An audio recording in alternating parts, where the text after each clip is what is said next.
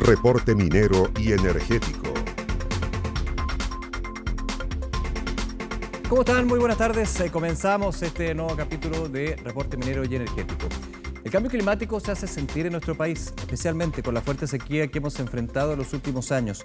Como consecuencia de ello, el derretimiento de glaciares ha provocado que estas fuentes de agua dulce hoy corran peligro, afectando a la población y a distintos sectores industriales.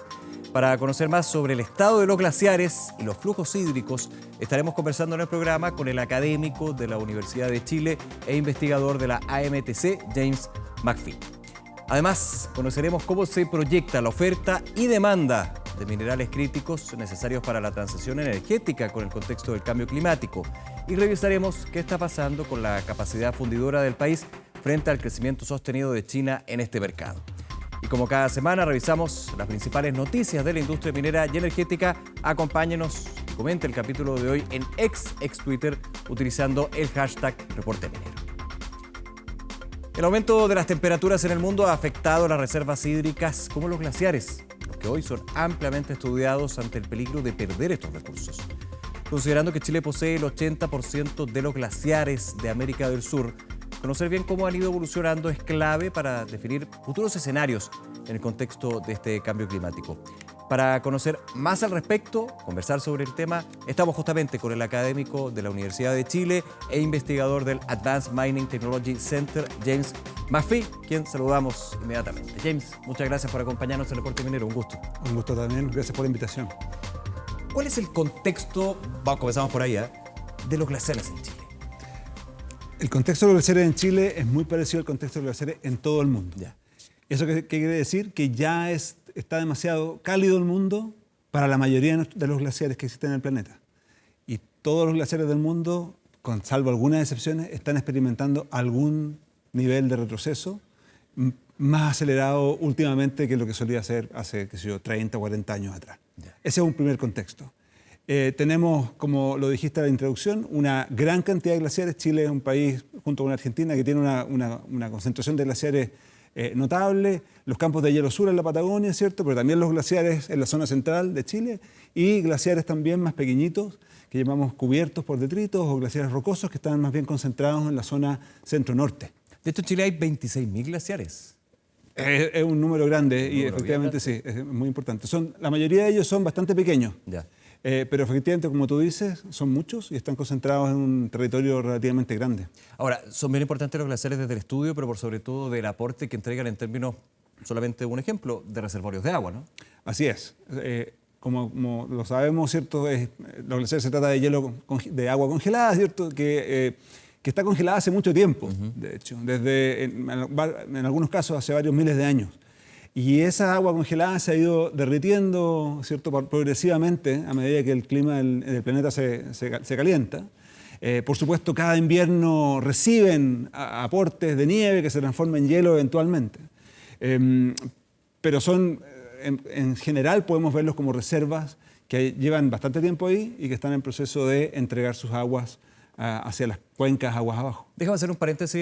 Este año fue bastante positivo en términos de precipitaciones. En algunas regiones, no a todo a nivel nacional, sin embargo la crisis hídrica y la mega sequía, más bien se mantiene esta mega sequía de más de 14 años.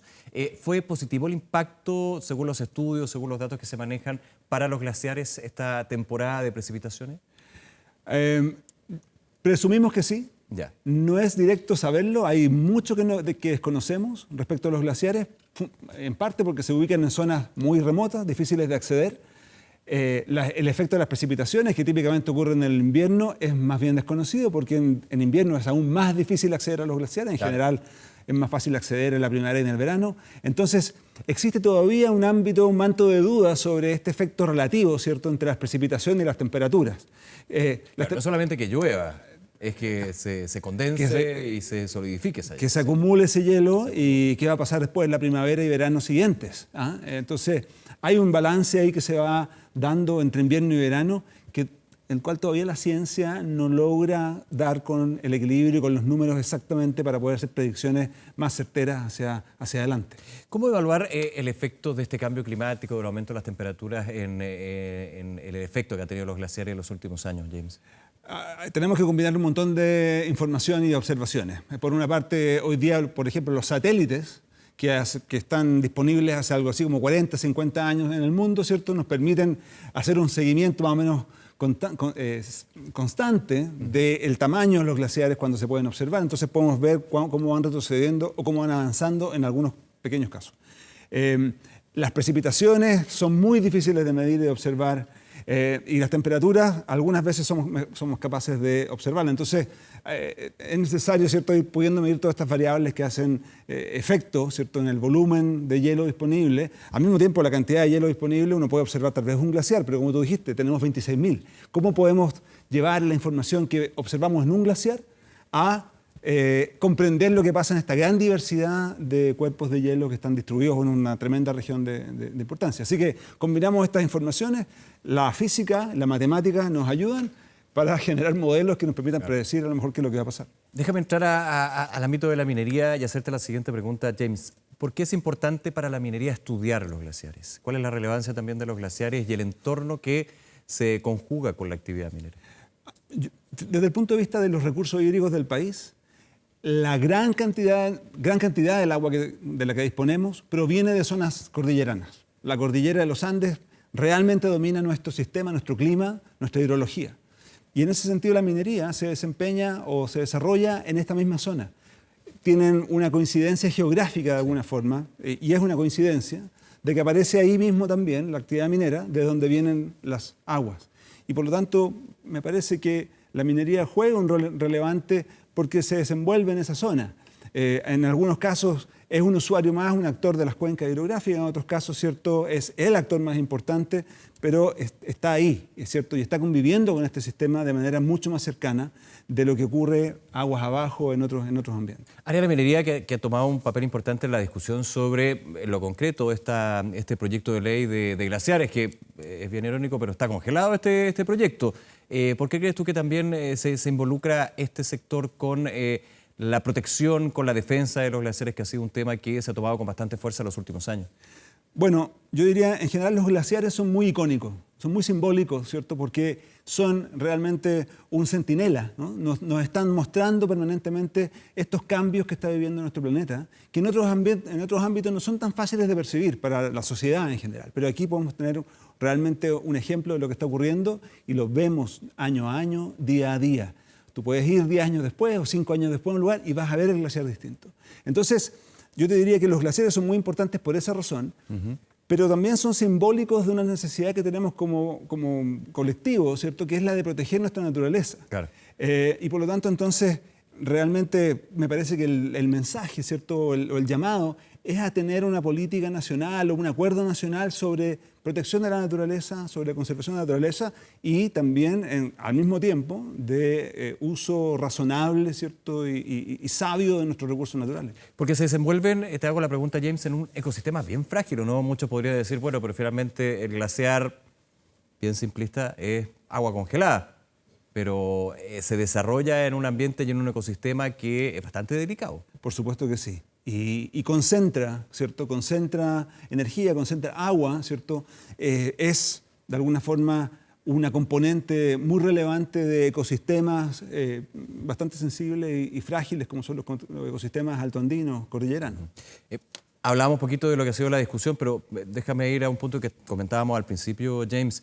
¿Cómo ha ido avanzando la investigación, el conocimiento con respecto a los glaciares en Chile, también tomando lo que ha sido la experiencia en otros países?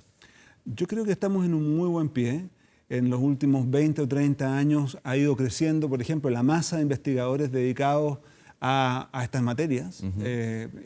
Hay sociedades profesionales, sociedades científicas, hay reuniones, ¿cierto? Hay muchas publicaciones científicas que se están produciendo anualmente, que cada una aporta con un granito de arena de conocimiento de sistemas específicos, y además hay una vinculación y una interacción, diría yo, más cercana entre estos grupos de investigación, ¿cierto?, y la industria, que entiende que necesita, ¿cierto?, hacerse cargo del entorno en el cual se desarrolla. Ujú. ¿En qué radica esa necesidad de la industria que tú mencionas? Hace algunos años me tocó conversar con representantes de la industria minera y se hablaba de la licencia social para operar. Perfecto. Y me parece que todo nuestro sistema de protección del medio ambiente, el sistema de evaluación de impacto ambiental, toda la normativa que tenemos, de alguna forma trata de avanzar en esa dirección. Cualquier industria, y no solamente la minera, necesita cierta legitimidad y licencia social para operar y para poder contribuir como corresponde al desarrollo de la sociedad. Y por lo tanto, entonces, ese es el contexto en el cual yo creo que nos encontramos. Hablábamos del aporte, hablábamos de la relevancia. Ahora te pregunto el estatus, digamos, el elemento clave que significan los glaciares en el ciclo hidrológico. ¿Cómo poder abordar un poquito eso? Mira, yo trabajo en dos ámbitos fundamentalmente en la cordillera. Trabajo en glaciares y trabajo en nieve también. Y la nieve típicamente tiene una importancia volumétricamente mayor que la de los glaciares desde el punto de vista del aporte de agua a las cuencas de un año para otro. Sin embargo, los glaciares aportan de manera focalizada en lugares específicos y en tiempos específicos donde la nieve ya juega un rol menor. Es como una estrategia muy bien pensada, ¿eh? La naturaleza tiene sus cosas. Sí, claro. Si tú visitas Santiago o cualquier ciudad de la zona central de Chile el próximo mes, en enero o en febrero, y tomas un vaso de agua de la llave, la probabilidad de que esa agua venga del derretimiento de un glaciar es bastante alta. Es más que la mitad, probablemente. Entonces podemos decir que la mitad de este vaso va a ser derretimiento de glaciar. ¿Cómo va a cambiar eso en 20 o en 30 o en 40 años más? Es algo que todavía no somos capaces de decir a ciencia cierta. Y probablemente nosotros como sociedad, para estar adaptados ante el cambio climático, ese conocimiento tenemos que construirlo. A nivel de sociedad y en tu experiencia, James McPhee, ¿has visto que el tema glaciares se ha tomado la conversación más allá de la academia, más allá de los gobiernos, de las organizaciones? Me parece que es un tema que convoca, es un tema que es fácil, diría yo, no sé si fácil, pero es... Abordable. Como decía, es abordable porque los glaciares están ahí y los puedes ver, ¿cierto? Son un centinela y están más tiempo, por ejemplo, que el caso de la nieve, que aparece y la vemos y nos encanta, y luego desaparece, y hasta el siguiente año. Nosotros desde aquí de Santiago podemos mirar la cordillera y vamos a ver glaciares en cualquier día del año. Cualquier día del año. Yo te preguntaba por la situación afuera, en el exterior, donde también se ha abordado la investigación sobre los glaciares. ¿Hay lecciones que tomar de afuera? Siempre es importante también una mirada afuera, más allá de las fronteras, digamos, donde se han abordado estas problemáticas, donde se aborda actualmente lo que es el efecto del cambio climático, que es a nivel universal. Yo diría, yo participo en muchos grupos de trabajo mundial, en este sentido, sí, a nivel mundial, y las problemáticas son muy similares. Los aprendizajes, yo te diría, tienen que ver con la importancia del conocimiento. La importancia del conocimiento para tomar decisiones y para poder adaptarnos mejor al futuro que nos espera. El año 2025 la UNESCO tiene ya organizado el Año Internacional de la Preservación de Glaciares y Ecosistemas Asociados y básicamente busca justamente lo que estamos hablando, ¿cierto? Aumentar la relevancia, aumentar el conocimiento, la conciencia, ¿cierto?, sobre lo que representan los glaciares y todo lo que se asocia a su entorno. Esto pensándolo y haciendo quizá un paralelo como cuando en los grandes seminarios, no seminarios, pero sí en las reuniones, digamos, de los países donde se aborda lo que son las emisiones de gases de efecto invernadero, los bonos de carbono, también los glaciares han ido tomando ese papel, ese rol, no rol, pero sí ese estatus. Yo te diría que los glaciares nos convocan, convocan y nos movilizan, porque como decía, los vemos, están ahí y los vemos cambiar año a año. Entonces nosotros, para nuestras generaciones, es una llamada de alerta, de atención a que tenemos que tomar acciones para mitigar el cambio climático y para adaptarnos hacia el futuro. Por último, James, yo te preguntaba por el proyecto de ley de protección de glaciares, un tema más bien legislativo, pero ¿cómo se debería reencauzar, crees tú, o retomar, o cuáles son los puntos donde se debería enfocar la discusión, desde lo técnico? Desde lo técnico, me parece que es importante relevar la importancia de proteger nuestra naturaleza, proteger nuestro entorno natural, identificar y tomar acuerdos también como sociedad y como país sobre qué costos estamos dispuestos a pagar por acceder a un nivel distinto de desarrollo para la sociedad y qué activos, ¿cierto?, qué patrimonio natural tenemos que preservar y conservar a toda costa. Yo te diría que si logramos ese acuerdo, probablemente podamos destrabar la situación. Y los glaciares son parte de ese patrimonio natural. No están aislados, ¿cierto? Están en un contexto. Y en un contexto que combina lo físico, las aguas, lo biológico, con flora y fauna, y lo cultural también, porque hay muchas sociedades y comunidades que se desarrollan en esos ambientes. Toda una historia también detrás. Así es. James McPhee, un placer. Muchas gracias por habernos acompañado, James, en esta conversación. Gracias a ustedes. Que estén muy bien. Chao. SQM ha contribuido a entregar soluciones para el progreso humano. Sus productos son esenciales para la industria de la salud, alimentación, tecnología y generación de energías limpias que mueven al mundo.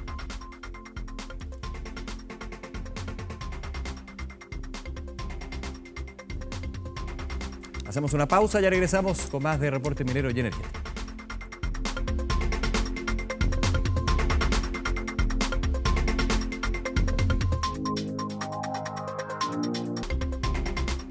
Las proyecciones de los analistas hablan de una brecha importante entre la demanda y la producción de minerales críticos de cara a la transición energética.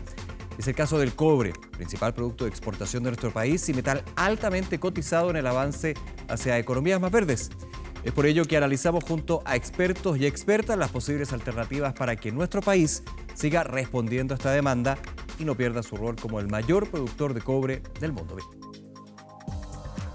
En medio de las proyecciones de escasez de cobre, metal necesario para la transición energética, y el creciente potencial de procesamiento del mineral por parte de China, expertos y expertas coinciden en que es necesario analizar este escenario y explorar posibles caminos para que Chile mantenga un rol relevante en el mercado de minerales estratégicos para la lucha contra el cambio climático. Según la proyección de la producción de cobre en Chile de 2022 a 2033, se espera que el país alcance una producción de cobre de 6,58 millones de toneladas al año 2030, a una tasa de crecimiento promedio del 1,3%, con un pic productivo en el año 2030. Según el documento elaborado por Cochilco, este sería un desafío no menor en medio de la crisis con las fundiciones en nuestro país, como es el caso de Ventanas y Paipote. Tenemos que estar súper atentos a las tendencias.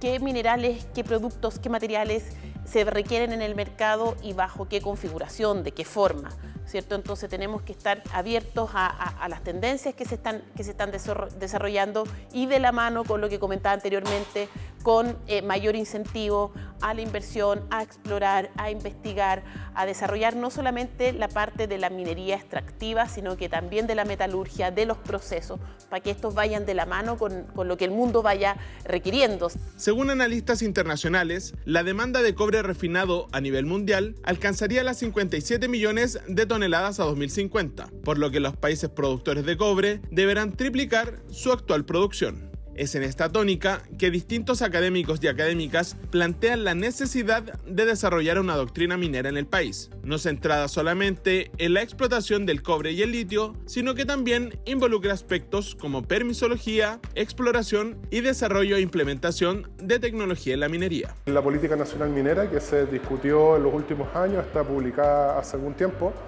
pero esa es una política que es más bien sectorial, con un foco marcado en cobre. Cuando nosotros hablamos de estrategia de minerales críticos, lo que es mucho más amplio, porque abordamos, o deberíamos abordar en dicha estrategia, las herramientas de las que dispone el país para que en su discusión con otros países, digamos en términos de política exterior, pueda posicionar a Chile como un socio estratégico, seguro, como en la provisión de minerales para la transición energética. Es en ese sentido que la inversión y desarrollo de la exploración geológica es parte de los ejes para fomentar la productividad de la minería en Chile. Hoy expertos indican la necesidad de comprometer inversiones de hasta 70.000 millones de dólares a 2030 para impulsar la producción de cobre tanto en la explotación, obtención y proceso, y también en la inclusión del valor agregado al mineral. Yo creo que en ese sentido en Chile estamos al debe también en convertirnos en un lugar que sea más atractivo para la exploración. Mucho hemos conversado y hay avances de hecho en términos de permisos y concesiones mineras, y que sea esto un sistema más dinámico, que invite a empresas a querer entrar al país a explorar. Yo creo que también existe un problema histórico en que hay concesiones que han quedado por muchísimos años en manos de actores que no han sabido sacarle provecho o no han querido, y en ese sentido es importante empezar a liberar esos espacios que no le estamos sacando provecho para darle más dinamismo a la industria. Y con más de un 40% de participación en el mercado de fundiciones, China se erige como el mayor productor de minerales refinados del mundo, aumentando su control sobre este negocio estratégico. Al contrario, Chile ha disminuido su capacidad fundidora con el cierre de Ventanas de Codelco y ahora el reciente anuncio de cierre temporal de Paipote de Enami al año 2025, mientras su proyecto de modernización se encuentra en el Sella. Pero, ¿por qué es estratégico este negocio de las fundiciones? ¿Debe Chile seguir potenciándolas? Revisamos más en la siguiente nota.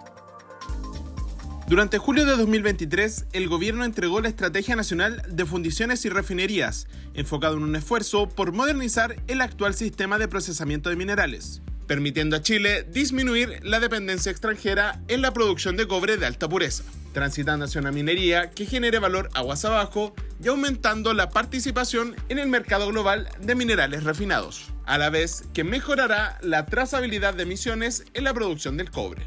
Creo que hay nuevos elementos que hay que tomar en consideración al momento de generar una estrategia país para el procesamiento de concentrados de cobre.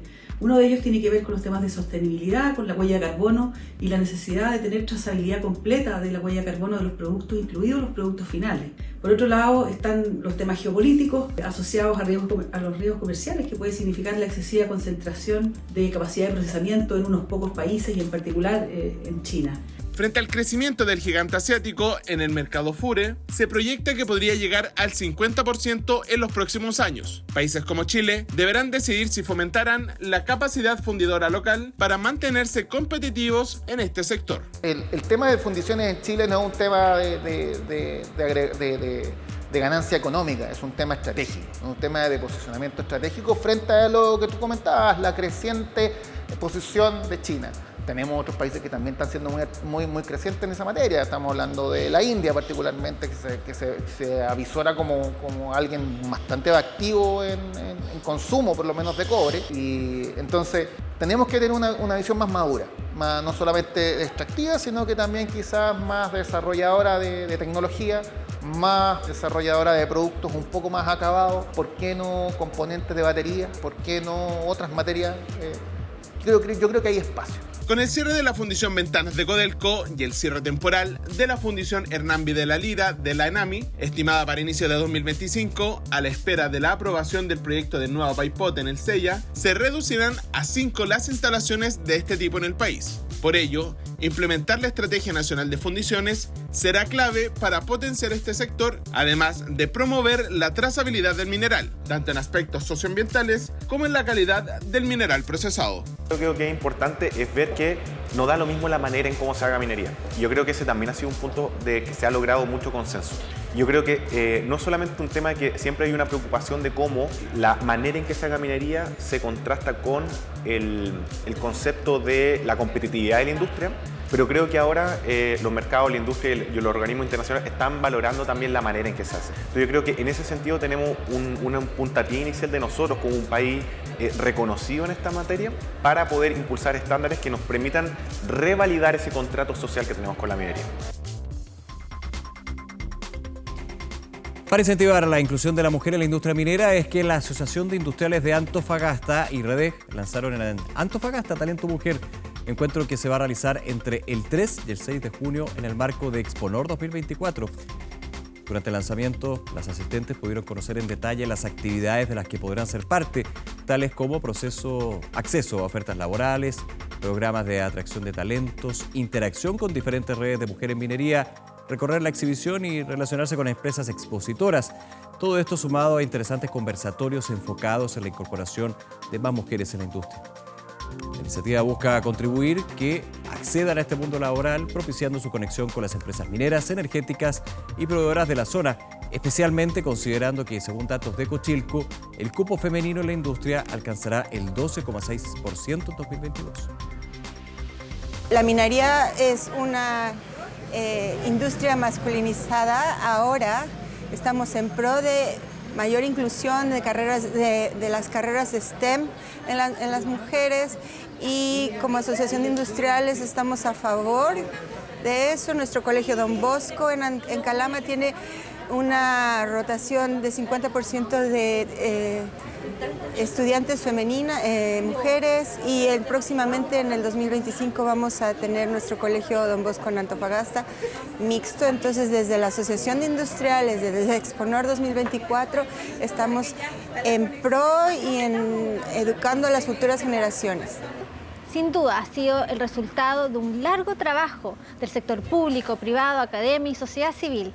Sin embargo, y aun cuando nos posicionan en el tercer lugar a nivel mundial, si nos comparamos con Canadá y Australia, significa que hay un largo camino que aún debemos recorrer. La Agencia de Sustentabilidad y Cambio Climático de Corfo certificó un total de 17 empresas de Antofagasta que implementaron satisfactoriamente los acuerdos de producción limpia o APL, iniciativa que cuenta con el apoyo técnico de los Ministerios de Energía, Economía, Medio Ambiente, Salud y Minería, Gobierno Regional, Municipalidad de Antofagasta, Superintendencia de Servicios Sanitarios, CONAF y CORF. El grupo de empresas certificadas del APL Barrio Industrial Pedro Aguirre Cerda, integrado por empresas como Aguas Antofagasta, Komatsu Reman Center Chile o Enex, entre otras, contribuyó a resolver conflictos entre la interacción de las industrias con el entorno al incorporar medidas de mitigación de gases y olores, con una inversión que superó los 47.000 millones de pesos. En tanto, las empresas certificadas de la APL Zona Industrial La Negra son Intersales, Albemarle, Complejo Metalúrgico Alto Norte y Finning Chile, entre otras que desarrollaron un trabajo colaborativo que significó una inversión público-privada por más de 20.000 millones de pesos en mejoras, logrando reducir en un 70% las emisiones de CO2 y en un 66% las emisiones de material particulado MP10, entre otros positivos impactos. La Empresa Nacional de Minería entregó sus resultados financieros al tercer trimestre del año, donde se alcanzaron pérdidas por 129 millones y medio de dólares al mes de septiembre, casi triplicando las pérdidas registradas en el mismo periodo 2022. Desde la estatal aseguraron que estas cifras están asociadas principalmente a la reprogramación de la producción presupuestada y que se han implementado acciones que han permitido reducir considerablemente la curva de pérdidas y la deuda financiera.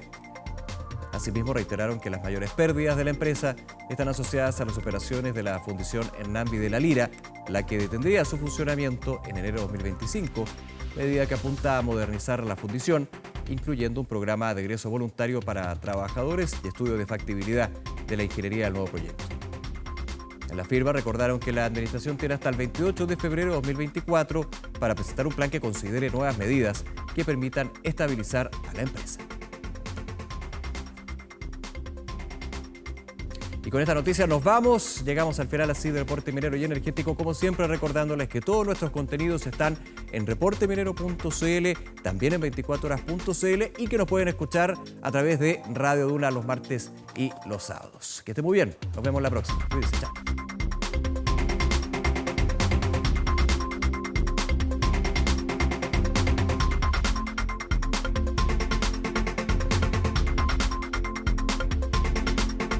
Reporte Minero y Energético. No olvides suscribirte a nuestro canal de YouTube.